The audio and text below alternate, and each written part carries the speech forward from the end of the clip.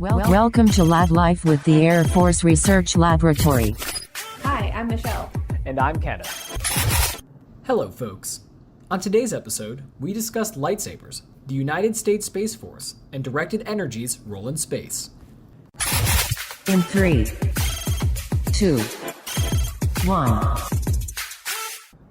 Today we are joined by Dr. Hammett, the director of our Directed Energy Directorate. Thank you for joining us. Thanks for having me. Really appreciate the opportunity. Of course. Before we kick into anything, I'd be remiss if I didn't ask. So after speaking with you before we met today, we found out you're very much an expert in optical beam control.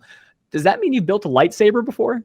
That means that I have dabbled with such technologies and have built maybe more the equivalent of a TIE fighter than a lightsaber.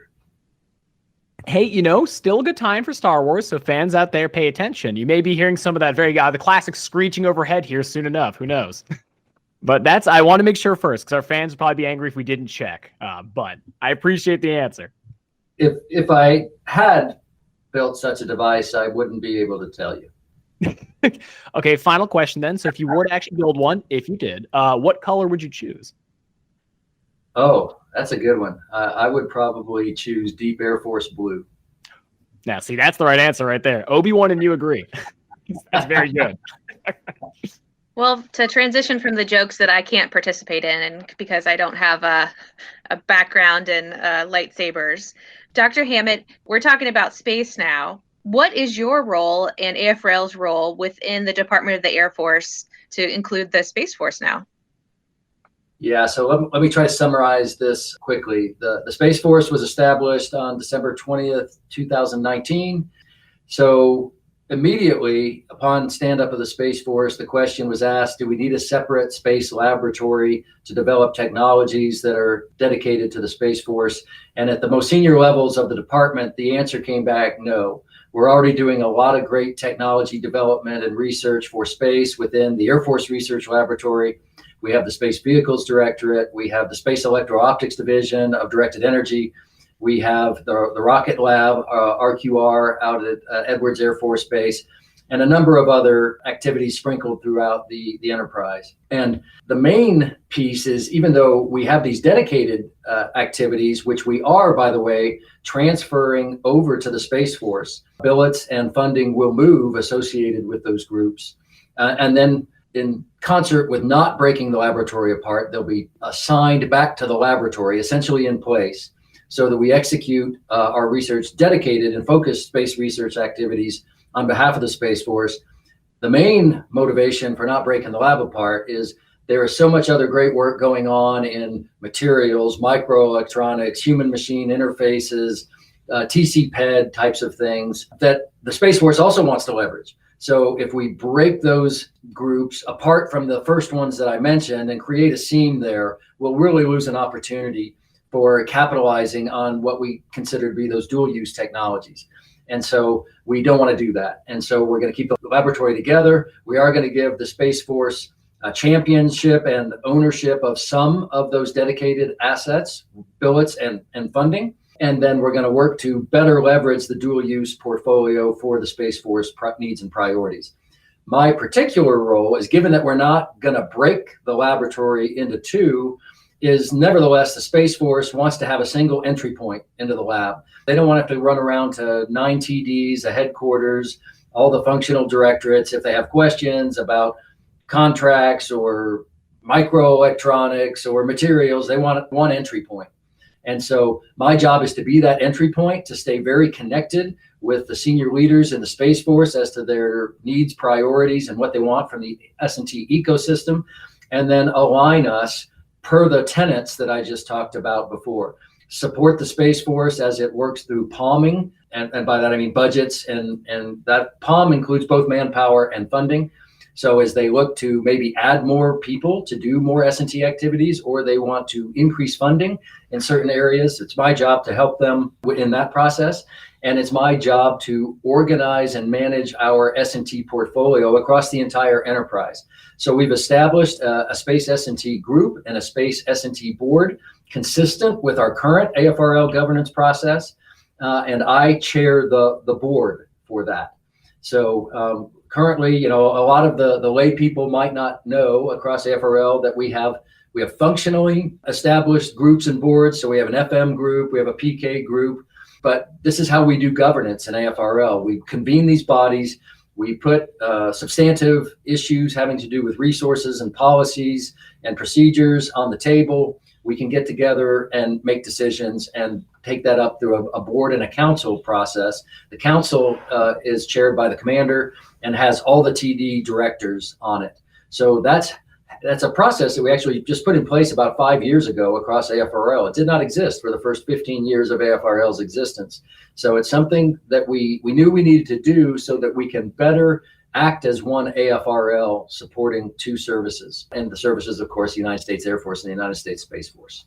Yeah, I think that's a really good overview of AFRL is taking that step to make sure that we're fully supporting both services, and you're the conductor or the pipeline to make sure that happens. And for some of our listeners that might not be familiar with like our corporate structure, when we talk about PK and FM, we're talking about, you know, contracting is part of this, finance is a part of it. It's not merely the science. There's so many business functions that go into this decision making too. And our TDs or our technical directorates, you outlined it perfectly. You can't take materials in manufacturing. That's not just a traditional Air Force thing. That's a Space Force thing too. And we often hear, I think it was General Palakowski once said that, you know, a technology doesn't know its application until we tell it. So is this advancement in material sciences that apply to an airplane or a spacecraft? You know, it doesn't know until we tell it. So I think that's a really good explanation of why, you know,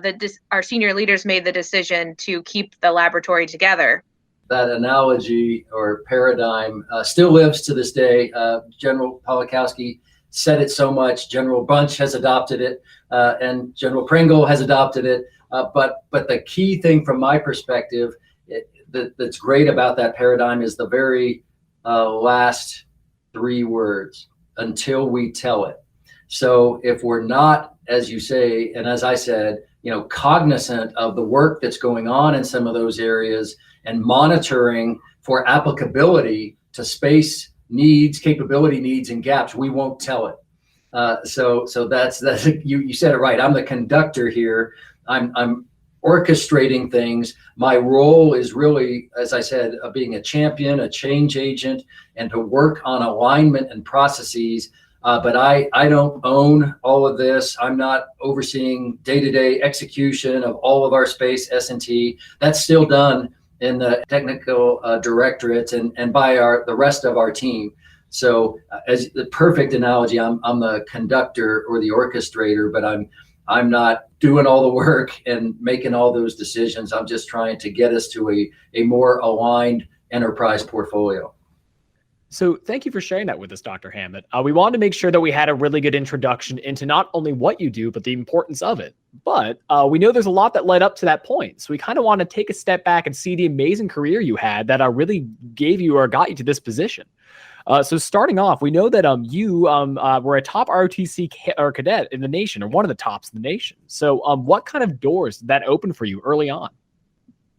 So the message that I really want to send as we go through today is for people to take ownership of their careers, really set the goals and objectives that they want to get after, and then you have to pursue it. It's not going to come to you if you sit back and just expect great things to happen. That's been a hallmark of my career and a number of careers of others. Timing is really important. The external environment that we're living in is always changing. That presents both opportunities and challenges.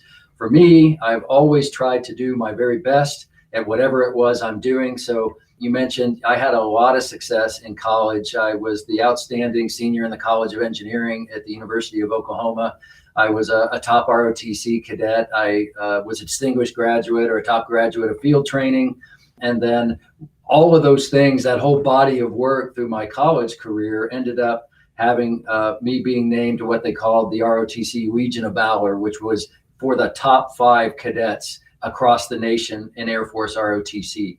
And so, you know, that didn't just come. You had to apply for that. You had to do the research to know that this award existed, and that you had to go, you know, put a resume and an application package together and be interviewed actually by a number of folks. So that whole process, I did that 32 years ago, and that's how the rest of my career went. Identify an opportunity, go after it, do your homework, and then engage with people and be able to persuade them that you were the candidate, pick me, whether that's for a job, an award, or something else like that. And so the key thing that came out of that is the machine of the Air Force Personnel Center had decided that I was to be sent to LA Air Force Station to be a satellite engineer right out of undergrad at the University of Oklahoma. But that's not what I wanted. I wanted more education and different opportunities. And so having that award allowed me to, again, have some conversations with my local leadership, my commandant of cadets, my professor of aerospace studies, and I had actually applied for what they call direct ascension to AFIT. Well, back to the environment is constantly shifting on us. That year, for the first time in I don't know how long, they took no active duty officers directly to AFIT in residence. So that was a setback, but it didn't stop me. I went and had a conversation actually with the commandant of AFIT, and he said, well, that's not the only way to get a master's degree through AFIT. We have a civilian institutions program, and we're not doing that either this year. But if you go look at this thing called Air Force Regulation 53-18, I still remember it to this day. It's called Grants, Fellowships, and Scholarships. If you can find a institute of higher learning that will pay your tuition at the Air Force level, we maintain like 10 billets across the Air Force. You can apply to that program.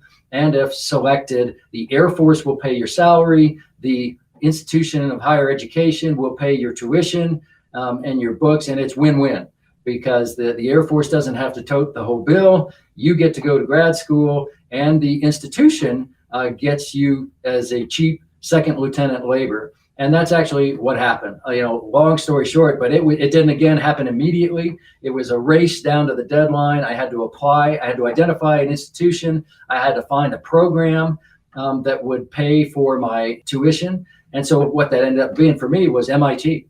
I went from the plains of Oklahoma to Cambridge, Massachusetts, and got accepted into MIT, got accepted into what was called the Draper Laboratory Fellowship Program. And so MIT accepted me. Draper Laboratory agreed to pay my tuition because they had a fellowship program, and the Air Force paid my salary. And I got the exposure to all of those great things: an Air Force higher education program, a fellowship at Draper, which, by the way, used to be the MIT Instrumentation Lab. That's where all the work was done on the Apollo guidance, navigation, and control program. And the guys who did it were a lot of my professors at MIT. So could have gone to LA, and maybe that would have been cool working in a SPO, but it just catapulted my career in a completely different way to go work where we were doing Apollo guidance, navigation, and control, getting taught from the greatest minds in the country who had developed and programmed the algorithms, on the computing resources we had back in 1968 and 9 were nothing like we had today. And imagine you being the astronaut sitting in the cockpit with, am I going to get to the moon and back safely based on what these guys coded up into this little processor? The courage, the tenacity, the perseverance of that whole team. Amazing. And I don't think I mentioned this to you before, Kenneth, but it just popped into my head.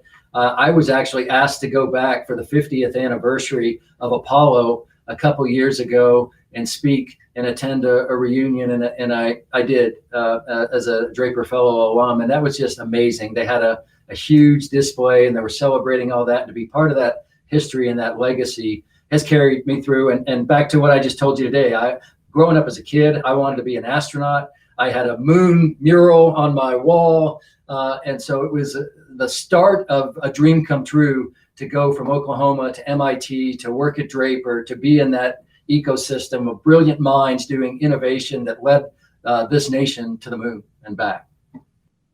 I just say, what a rewarding story of being your own advocate. And you mentioned being persuasive. Are those skills that, I think being your own advocate, I think, is something that we learn and we can keep it in the forefront of our mind, that get yourself where you see yourself. But how did you learn to be so persuasive? You mentioned General Palakowski, and I was a young kid at that point. I was probably more persistent, but you do your homework. And that one of the things I learned from General Palakowski much later in my career, and this has helped me out, do your homework, know the facts. The whole career shapes you. Going to SOS, you learn how to put a succinct briefing together. You can have all the facts, but if you don't have that boiled down into the three main points or so that will carry the day, you've got to learn those skills.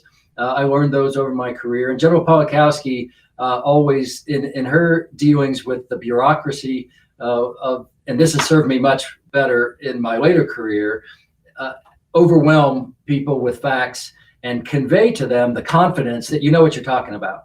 But be able to, again, boil that down into the key points that are relevant and impactful, and just practice, right? So you've got to practice that and have opportunities.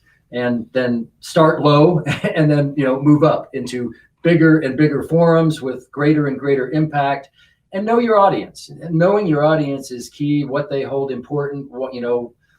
For people like the MIT applications committee and such, they wanted to know that you were serious. So put effort into your application package and try to meet them where they're going to be looking for your qualifications.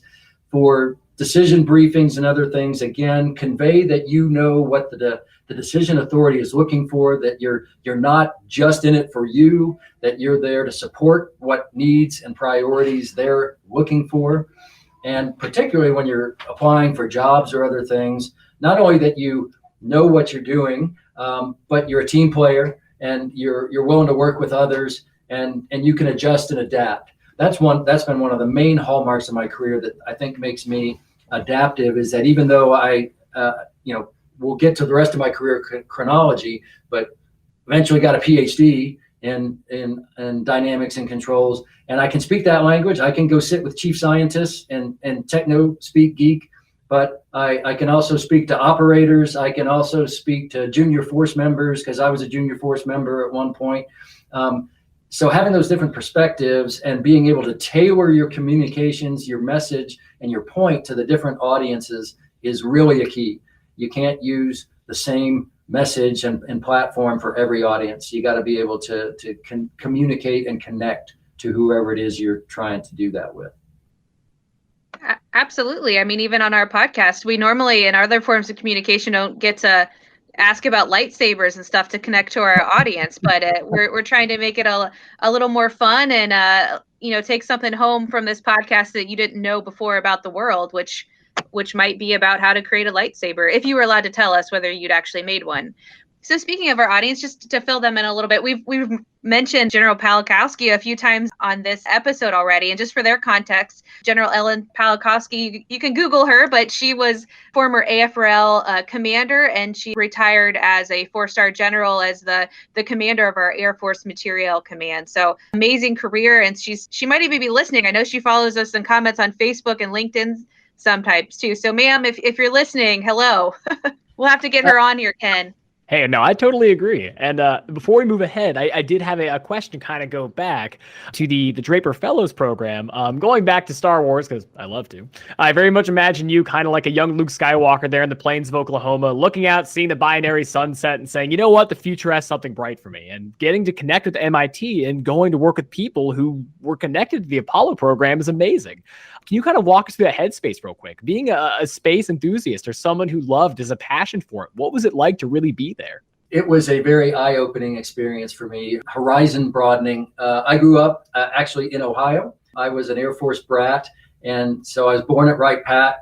Actually, in my lifetime, I've lived in Dayton for 17 years, 11 years growing up, graduated from Beaver Creek High School, and then was assigned there for 6 years as an active duty officer.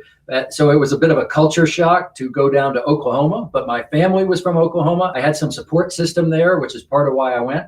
And they were also very generous with scholarships. I had an ROTC scholarship and several other scholarships from the university itself that enabled that. So from the plains, the Midwest, the great Midwest, to the South, the deep South, or the redneck Bible Belt, deep South, to MIT and Cambridge, and a very multiracial, multicultural, urban, history-steeped culture was just tremendous. What a round out of the experiences and things that I didn't have before. So now I'm just immersed in technology and civilization and history, and it was incredible. It was, again, it convinced me that this was a career path for me, and that I would stay and I would continue to follow the stars and keep going down this path.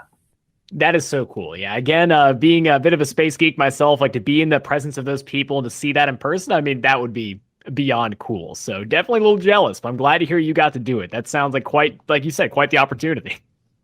It's pretty crazy to walk into some of your classrooms and, you know, see a guy's name who, like I said, was over on the wall at the Draper lab. And then he says, pull out your textbook, which he wrote. And that's what everybody across the country is using to teach astrodynamics. Again, almost like it's such a unique experience, because even, you know, when I was studying journalism, never quite had that level. Met some cool people, but never I wrote the book and putting it down. So like you said, that gives you such a cool opportunity and expands your horizons, because what a way to be inspired than by the people who helped, like you said, write this history themselves. We know you eventually reconnected with Wright-Patterson Air Force Base by working with the Foreign Tech Division. What did you do there exactly? Yeah, so after MIT and Draper, that's where I went. I was assigned to Wright-Patterson, and now for something completely different. I talked about the academic community and things that I'd done. So now I was in the scientific and technical intelligence, which is what the old Foreign Technology Division used to do. Now we call it NASIC, the National Air and Space Intelligence Center. Went through, I'm one of the proud. Back to timing matters. There were all kinds of crazy things going on when I was there. There was a company grade officer reduction in force while I was at NASIC, which I survived, and a lot of my friends didn't. And we went through like 4 name changes. And I have all the patches because you had to get them for your BDUs. And so we went through multiple name changes, cultural changes. The whole point there was adding air and space to the name, recurring theme. 20, 30 years ago, we were talking about making sure we had the appropriate emphasis on space, and we were doing it in the intelligence community. And the really cool thing that I got to do there was use my degree and my technical acumen. My job was to use sensor data that we collected from our intelligence assets to estimate the performance of foreign missiles. ICBMs, SLBMs, so intercontinental ballistic missiles, sub-launched ballistic missiles. And so we have a whole worldwide apparatus. This introduced me to the intelligence community. I had to get a top secret clearance with access to information that we don't have to this day. And that kind of a joke back to, I've worked a lot of classified programs then in my career, building lightsabers maybe, and other things that we can't talk about. But I got to use my degree in optimal estimation and control theory to develop and apply algorithms to estimate performance of these systems. And a couple of really interesting things, given the timing again. This was 1991. Operation Desert Storm was happening, and one of the major threats that we faced at that time was Scud missiles that were being moved around and shot at our troops, and it was a big threat. And the shop I was in, that was one of their main jobs, was to try to figure out where those missiles were going, how far could they reach. So I did short-range ballistic missiles, but the full gamut. And Kenneth, when we talked before, I also, probably my crowning achievement, and maybe one of the reasons I survived the RIF, was I was one of the first analysts to analyze Chinese missile performance and be able to project that they could actually threaten the U.S. homeland. And that analysis and that briefing went all the way up to the Secretary of Defense. So doing work that was very technically focused, but impactful, again, to the audience that I was supporting in my supervisory chain. That was incredibly cool. Both of those things, to be supporting Desert Storm and to do performance assessments on our near peer competitors. Back to the future again. We kind of forgot about China for 30 years. Now we care a whole lot about those missiles and where they can go and what their performance capabilities are. And I was kind of on the ground floor with doing that work many, many years ago. And that's huge to think, to wrap your head around just how expansive that work was, like you mentioned, from the defense of our nation to finding now a near peer adversary, like launching or having the capability of using these missiles. And again, in Operation Desert Storm, like that's big. So a question we had that came out of that was your day to day could be, like you mentioned, really any number of things happening. So how did working in this area, the tech division, really help prepare you for handling crisis scenarios? Well, one, again, like I said, I was in a highly classified environment. So I learned very on the discipline of protecting sensitive and classified information and would get exposure to that. It was a team sport. I supported an analyst down the hall. So I did the technical analysis, but I wasn't, quote, the authorized expert to make the technology assessment. The intelligence community has a process by only certain intelligence officers can make those official assessments and produce those reports. So I learned about working on a team and division of authority and responsibility. With that particular thing is something that's carried through my entire career. A lot of folks, particularly in the laboratory, who haven't been in a hierarchical military organization don't necessarily understand decision authority. Not everybody can decide officially to do certain things. And you really understanding that in a career is important, particularly as you move up, because you get more and more decision authority, responsibility. There's consequences to decisions, and you really have to understand those and factor that in when you're making those kinds of things. And then the final thing, and this is a little bit more on the lighter side, I worked in an office with no windows in a cubicle for 3 years, and it told me I really didn't want to do that the rest of my career. I wanted to get to someplace eventually like beautiful Albuquerque, New Mexico, where if you're looking behind, I have windows, I have sunlight streaming into my office 340 days a year. And I'm no kidding, that really affected me. That I have pursued the sun for a lot of the rest of my career. And it's funny you say that, because I know you say on a lighter note, but definitely being in a darker or a room with no windows, I could see that definitely being kind of almost like, not like a dungeon or anything, but definitely darker. So it's good to see you could brighten up those windows after doing that important work. When I was at MIT, I used to leave from home in the morning. That's very far north for those who haven't been to Boston. I'd leave in the morning, it was dark. I'd get out of school, it was dark. I lived in the dark for 2 years, but that helps you focus when you're trying to get a graduate degree at MIT. But you can't live that way forever. At least I couldn't. And it continued in Ohio. So 5 years of that, it was like time to get out in the sun. Well, speaking of the sun, what are some of the roles that you've had in sunny New Mexico? A very brief snapshot to transition is I actually spent 9 months in the laboratory in Ohio, and then went and did a PhD up at the Air Force Institute of Technology. This is a very interesting story. I'll tell this one. So I didn't even know Kirtland Air Force Base in Albuquerque, New Mexico existed. But while I was at FTD, then NASIC, I told you I'm not the typical PhD. I'm not the typical SES. I was actually a pretty good athlete in high school. And I played football and baseball. When I got to Wright-Patterson, there were a lot of intramural sports. The Air Force used to have a tremendous intramural sport program. I played softball for the FTD team. I auditioned for and got on the base championship team. And my first trip to Albuquerque, New Mexico was part of the AFMC command softball team because we had tournaments all across the Air Force. We used to do these things prior to COVID and other sequestration and funding reductions. There used to be a lot of opportunities for fun stuff. So I came here as part of a championship softball team for a tournament. I said I fell in love with the place. Back to making your own opportunities. When I went for my PhD program, I selected a track and a program that had a follow-on assignment to Kirtland Air Force Base. So I worked that, and I never would have had that opportunity without the softball and the tournaments. I just wouldn't have even have known it existed. But that's how I got here. Oh, absolutely, yeah.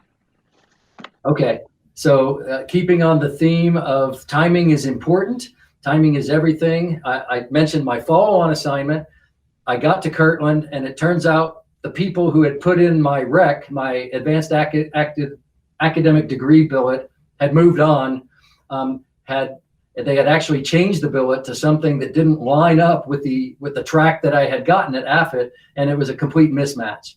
And I was like disappointed. I was actually crushed. And the other thing that happened was it was a job that required me to have that top secret security clearance, which had lapsed while I had been getting my PhD. So I couldn't even go in the building where I was supposed to work.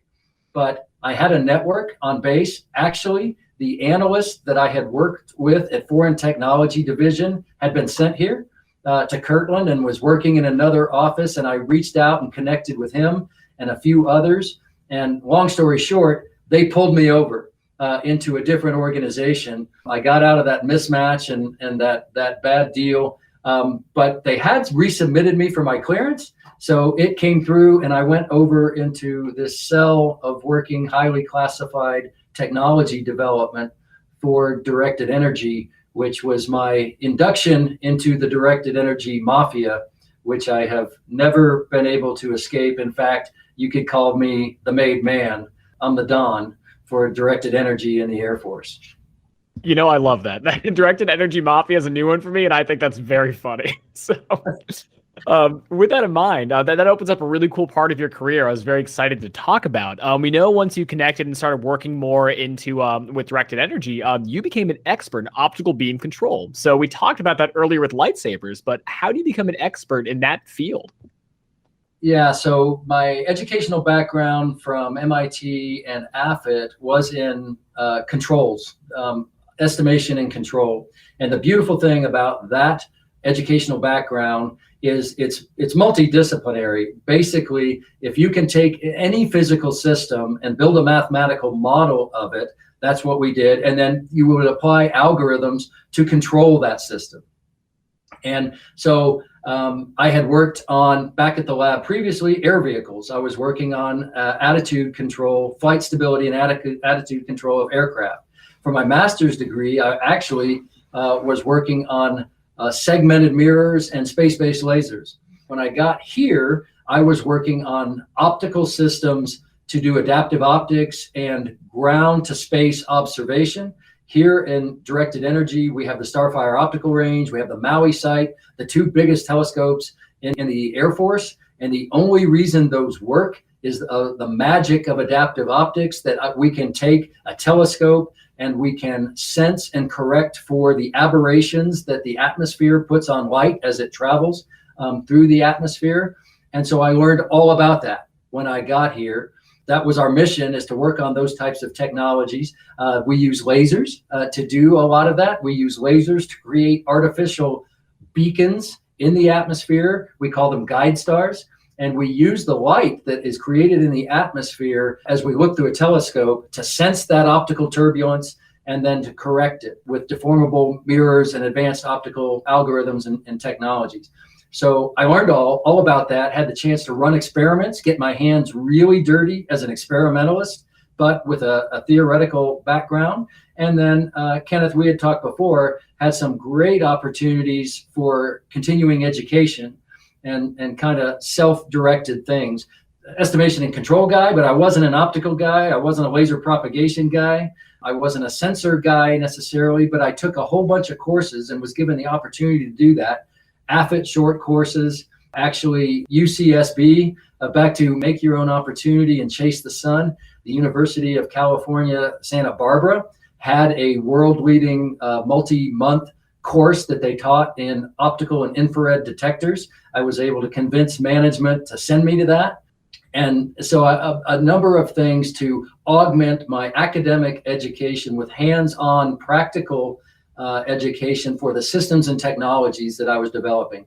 And by that, that's really how I became an expert in the field, is combining multidisciplinary areas with hands-on experience and pretty well-funded research programs. And as people in the lab know, the other thing you get is you're not doing that in a vacuum. You get connected to, in my case, again, world-leading scientists. Here at Styrofire Optical Range, Dr. Bob Fugate basically invented the technology. And the theme that I have is he was running the division when he was the tech director at the ST when I got here. And he was a mentor to a team of folks who have gone off to extremely successful careers. Just this week, this is great timing. That division has had individuals win the Harold Brown Award, the top S&T award in the Air Force the last 2 years. So just yesterday, one of my guys, the chief scientist of the Air Force, was here to recognize Dr. Odell Reynolds, and last year it was Dr. Rob Johnson. But that's how we win, is you create these incredible teams that are highly educated, highly motivated, working well together. You give them some money, you give them these incredible facilities like Styrofire, and they just knock it out of the park. And I had that opportunity, let me see, I guess we're now to 20 years ago in my career. And for our listeners, you're touching on things about your role as, like, I guess, the crime boss of the directed energy direct, as you said, the Dawn, but you have some amazing facilities there. I mean, what is the Styrofire optical range? I actually know, but I think for our listeners, it'd be cool to understand. I don't even think a piece of technology this is this facility. What is it?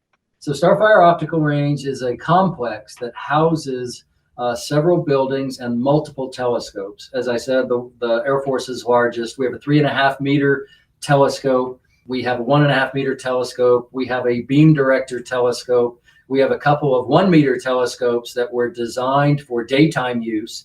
And so we operate this complex to, as I said, look at space objects of interest to the Air Force. We are tracking low Earth orbit satellites. We are developing technologies to keep track of where they are, to take pictures of them. In particular, we can actually, using this magical adaptive optics technology, take completely resolved images of LEO satellites. Folks could go LEO, low Earth orbit, which is around 1,000 kilometers in altitude.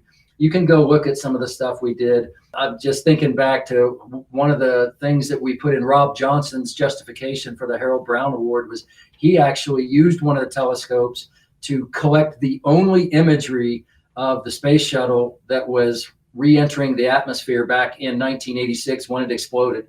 So we can take pictures of satellites, low Earth orbit objects that you can't get anywhere else. And we can tell if pieces have fallen off, if they're healthy, if they're operational. And as I said before, we use, in many cases, lasers as artificial illumination sources for tracking. We use lasers for artificial illumination sources for imaging, because the geometry of the sun, the Earth, and the moon matters. If the satellite is in the Earth's shadow, the sun isn't hitting it, we can't see it unless we light it up with a laser or we look at it in the infrared. And so we work on all these technologies to get 24/7 visibility, access, situational awareness, and characterization of things in space. For the last 5 years, we've been pivoting to the geosynchronous orbital regime, which is 36,000 kilometers above the surface of the Earth. And a geosynchronous satellite, it's called geosynchronous because at that orbital altitude, as the Earth rotates, the satellite is rotating at exactly the same rate. And so it stays above the same point on Earth. And that's very advantageous for certain things like communications and other points. You need to reach a ground station. So always having your ground station in view. We have a lot of communication satellites at GEO. We have a lot of our high value Air Force assets there. And so our near peer competitors, as we've been doing things like Operation Desert Storm and Iraqi Freedom over the last 20 years, have been moving to that regime and looking to threaten our capabilities in GEO. Again, that's been a research area for us over the past several years, is to develop the new technologies. Imagine being able to see 36,000 kilometers away and being able to know what's there, keep track of what's there, characterize what's there. And we actually had a program that just wrapped up to try to image satellites in geosynchronous from the ground using lasers. And I think that's a good, tie back to, when we first started this episode, and you're talking about your role as the Deputy Technology Executive Officer for Space Science and Technology, and you're thinking, well, this is a laser guy. What does that have to do with space? At least to like the everyday, I'm not a science major. I'm not a scientist. I'm a communicator with a business background, but that's it.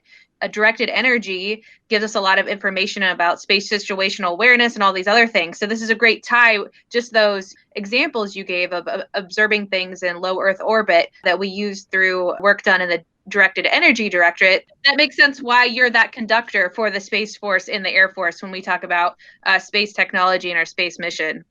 A lot of people don't think of directed energy when they think of space domain awareness, but we actually lead that thrust across the enterprise.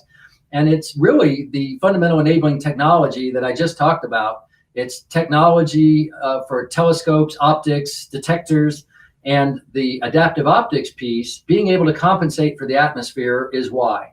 In space vehicles, they don't have to do that. They're above the atmosphere. There's nothing blurring the imagery they're trying to take. But from the ground, we have to deal with that. And the really interesting connection to directed energy is, I like to say, telescopes work both ways. What we've primarily been focusing on up to this point is light coming from a satellite, a star, and coming down through the Earth's atmosphere to a telescope on the ground. But the converse problem is what we do in the other part of my portfolio, laser weapons. We take that same type of telescope and we project laser energy outward to a target. And it's the same fundamental enabling technologies that we use to do that. We use adaptive optics, we use the same optical type systems, we use beam control algorithms and detectors. And there's a few differences. On the laser side, we take extremely high power lasers, tens to hundreds of kilowatts, to be a weapon. When we're using lasers for the space domain awareness applications, they're much lower power. And quite often they're not continuously emitting lasers, they're pulsed, because we want to use them like a radar. We want to use optical energy to send pulses of energy out to objects, time their return arrival, and by that we get distance. We use them like radars. And so there's slight differences, but the fundamental point of using telescopes to do space domain awareness or laser weapons is why that activity is located in the Directed Energy Directorate. And part of why you wouldn't want to break us apart, because there's so much synergy in the fundamental enabling technologies of optics, lasers, detectors, and the algorithms that govern the physics that govern the propagation of laser or optical energy. So tying a lot of this together then, we had a very good a theme through a lot of what we spoke with today, which is a lot of that drive to not only learn, but improve yourself and be better for it. So something for our viewers then, looking to either maybe not quite follow the exact path, but maybe connect to different points in your story. What really drove you during all this? And what helped you really constantly achieve a lot of these awesome goals? So my own self-determination to do things I was passionate about. For military officers, the Air Force will tell you, you got to check this box, you got to go here, you got to do that. I didn't find that to be true. My way to make it through my career was pursue things that I was capable of doing well and was passionate about. Capable because of the educational background and the experiences. And we don't have a lot of time left, so let me just string a couple of things where I went from where I was there in the laboratory to the airborne laser program. We mentioned General Ellen Palakowski. That was my first connection with General Palakowski. She was the SPO director. And so I've known her now for 20 years or so. And again, so why do I mention that? Mentoring and having a champion is key. So she was one of my first mentors on the ABL program. From there, I went back to the laboratory. I actually went to Maui and was a commander. So as a military officer, particularly a science engineer, you don't get a lot of command opportunities. So I was a commander in Maui. And then I came back to the ABL program to do more highly classified work.